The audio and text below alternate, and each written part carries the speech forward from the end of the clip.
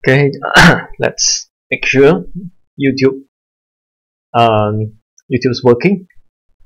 Okay, receiving your content. Okay, so welcome to the guide at why you suck at using ultimates. This, to be fair, is not a problem I see only in silver. It's also a problem, a mistake I see gold and platinum players make. Okay, and even my diamond friends, I don't think they fully understand what are the ultimates supposed to do. Okay, so I thought of a way to help you understand this topic. So let's be frank. Overwatch, you can be bad at aiming, but if you use your ultimate correctly, you're going to win more games than the person who can aim. Okay, this is how powerful ultimate is now. Given how powerful and how much ultimates affect the game, you imagine that the first thing people are going to learn is how to use the ultimates and understand it. But you'll be surprised, that's like very low on the priority list. Okay, so in more organized play, like I'll say starting at middle goal, you start to see more organized play, like there will be actual 6v6 battles. If you're playing like low goal and below, very often you get like 4v5, 3v4, 3v5 situations. Okay, but this is referring to, let's say, if it's a 6v6, okay, you need to get this down correctly. Okay, if you're playing in games where usually there's a 5v3, then this is not going to be that important of a fix for you. Okay, the more important thing you can improve is make sure you're aware how many teammates are alive. Okay, that's even more important to fix than this. But assuming you have the basics right, you're playing anywhere between mid goal and above. Okay, this is going to benefit you. So there are ultimates you use. When you use it, your teammates will know. Okay, even without you saying, "Let's fight." Okay, these are the sounds when you listen. You will know. Okay, time to move in and start the fight. Okay, when Lucio presses ultimate, your teammates will know that okay, time to go in and fight. Okay, so that's what we call start. If you play games like the mobile games like Dota and stuff like that, will be known as initiating. Okay, these are initiation, but just to make it simple for everybody, I'll just say these are ultimates used to start a team fight. Okay, so when anybody in this category press the ultimate, means you're going to start the fight. Okay, if your ultimate isn't listed in this category, in my opinion, it is wrong to start a team fight with. Okay, example, you see this a lot in silver, gold, platinum. You see this a lot. A diva has an ultimate, press shift, fly the max in to start a team fight, and usually gets no kills if your enemy is semi-decent. Okay, if your enemy isn't totally out of position, that diva ultimate just did nothing. Okay, I understand if you're playing in like silver or whatever, lower ranks, you fly in the diva mag, you can get 1 or 2 kills, sometimes 3-4 kills. Okay, that's not because you did well, that's because your enemy suck. Against better players, you're not going to get anything done. Okay, so before everything is set up, okay, before your team is ready, if you are anybody in this during category, you press Q, you're probably going to get nothing done unless you flank the enemy and surprise them. But that also relies on your team start to engage the enemy. They are starting to shoot at your Reinhardt shield, and you drop in from top as Reaper and press Q.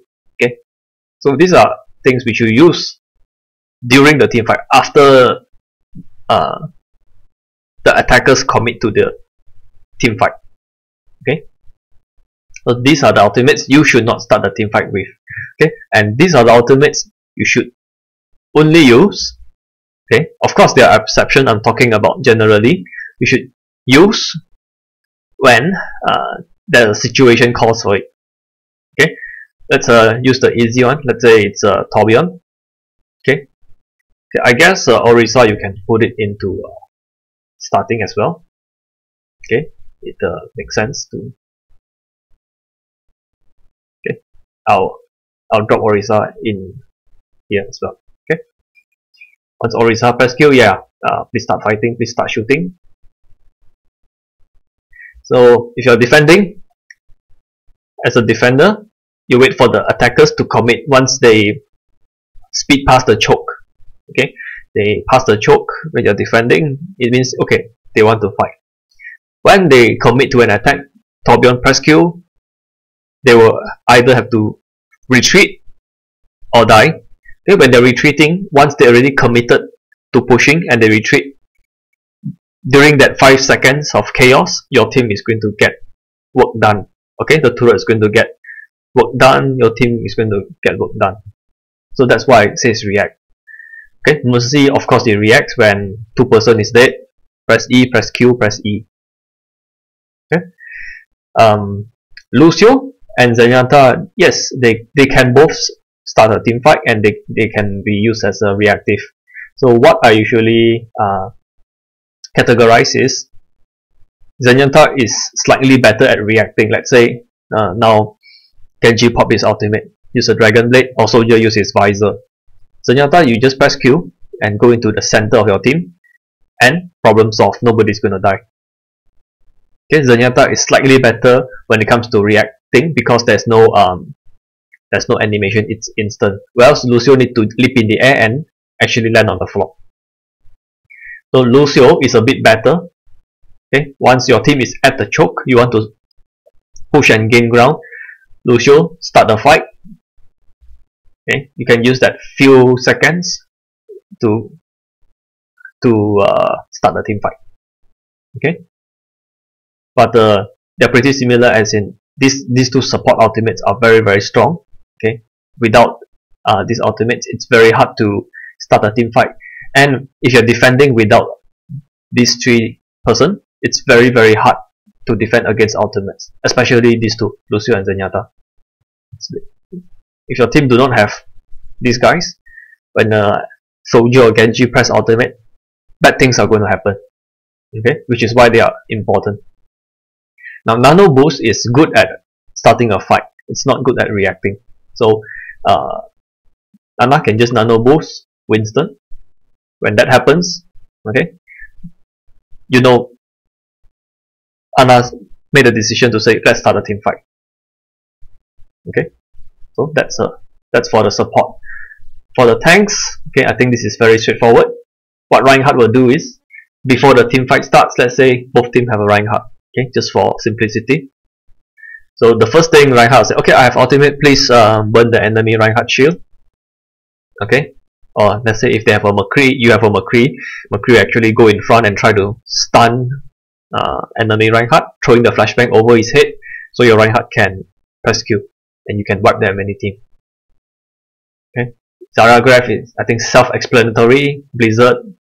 Okay, usually tanks are good at starting the team fight. So as a tank player, you're going to make a lot of decisions. You're going to decide where your team is going to defend, where your team is going to stand, where your team is going to fight. When your team is going to fight, where and when, you're making the decision. How you're going to fight is up to the DPS, but where and when, it's the tank's decision. Okay. So yeah, a few DPS which I categorize as start. Very obvious, when Doomfist says incoming, okay, the enemy will scramble, they will try to spread out, okay, and panic. It's very similar to D.Va's ultimate, but it's a bit better because the enemy won't know exactly where Doomfist is going to land. So by Doomfist pressing Q, you have like 2-3 seconds for your team to follow up, make something happen. Okay, so Doomfist is actually a good initiative. Okay, of course, this ultimate novice during the fight is okay as well. Okay, so I think I should also put it over here. Okay, once Sombra press EMP, and if Sombra press EMP and the team doesn't engage, it's not Sombra's fault, it's the team's fault. If the Sombra use EMP when the team is not in position, when the team, let's say they just died, they just come out of spawn, you drop in an EMP 6%, then it's the Sombra's fault. Okay. Now, why I put the Tracer Pulse Bomb in this special location is because usually when will you start a fight? Let's say you have a Tracer. Let's say Tracer stick a bomb on Bastion, stick a bomb on Torbjorn and his turret, stick a bomb on somebody. Okay, 6v5. Then you start a team fight. Okay. Of course, it can be used during, but generally it's used to start a team fight, which is why I put it over here. When Widowmaker press Q, you know exactly where the enemy is. You probably know what they are doing, so you can plan accordingly, which is why I drop it over here. Okay, so these are the team fight. These are the other ultimates. Usually you will like to combine one starting ultimate with one during. Okay, it's very obvious. Any one of these combined with any one of these, you're going to kill 4, 5, 6 enemies. Okay, so during a team fight, you should not be using 2 ultimates from this category plus 0 here. It should be 1 on the red, 1 on the blue. Okay, that's a very general. It's a very useful guideline, I'll say. And you'll see Zarya. These are usually like what we call CC ultimates, crowd control ultimates, where you hold your enemies in a very specific location, and it's very easy to get value from these ultimates. Okay, these ultimates require something to set up. What is going to set them up? The tank ultimates, the initiation ultimates. It's going to set this up. Okay. So what about others? Now these are very situational ultimates. Okay. I'll probably put Symmetra over here and Hanzo over here. Now the reason is these ultimates are quite useless, honestly. It requires some setup. Okay, Winston is over here. It's even worse. Okay, let's talk about Hanzo and Roadhog. Yes, you'll see Hanzo getting, if you see me play, I'll get kills from Dragon Strike. But that's not because of Dragon Strike being good, that's because my enemies suck. Okay, better enemies will not die to Dragon Strike so easily.